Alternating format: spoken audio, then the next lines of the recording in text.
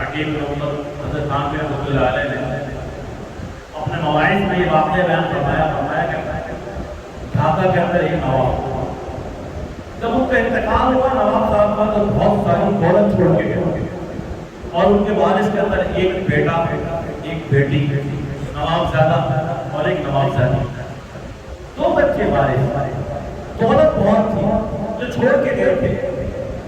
وہ دولت اولاد میں کیسے ٹھکانے لگائی؟ پیسہ اتنا تھا کہ ساری زندگی بیٹھ کے کھائیں تو بڑا نہ ہو، لیکن وہ پیسہ ٹھکانے کیسے لگا کہ نواب زادے نے ماچس کی تیری چلائی۔ ماچس کی تیری چلاتے ہیں تو ایک اس میں سے بو آتی ہے، اس میں سے دھواں نکلتا ہے، جب تیری چلتی ہے تو ایک بو آتی ہے، تو اس کی ناک میں وہ بو چڑھی، اس کو بڑا مزہ آیا اور سکون ملا۔ اب اس کا کام کیا تھا؟ صبح سے لے کے شام تک ماچس جلا رہا ہے، تیلیاں جلا رہا ہے اور اس کی بو سوکھ رہا ہے۔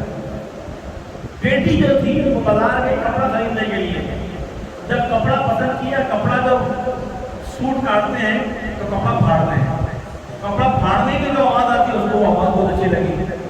اس نے کام کیا کیا؟ بازار سے تھان منگواتی تھی، کپڑا پھاڑتی تھی اور پھاڑنے کی جو آواز آتی تھی اس کو مزہ آتا تھا۔ ساری دولت ماچس کی تیلیاں جلاتے جلاتے اور کپڑا پھاڑ پھاڑ کے ختم کر دی، فقیر بن گئے، بھیک مانگنے لگے، لیکن وہ جو پیسہ انہوں نے دیا تھا اس پیسے کی اس وقت کی قدر نہ کی، تو وہ پیسہ اولاد نے کہاں برباد کیا؟ کسی نیک کام میں خرچ نہیں ہوا، وہ پیسہ کسی اچھی جگہ پہ نہیں لگا، مرنے والا چلا گیا اور اولاد نے تلیاں ماچس کی تلیاں جلا جلا کے پیسہ سارا برباد کر دیا، فقیر بن گئے۔ بیٹی نے کپڑے پھاڑ پھاڑ کر، پھاڑنے کی آواز سن کر سرور ملا، اس آواز کے پیچھے ایسی لگی، ساری دولت برباد کر دی، فقیر بن گئے، بھیک مانگنے لگے۔ یہ حالت ہوگی۔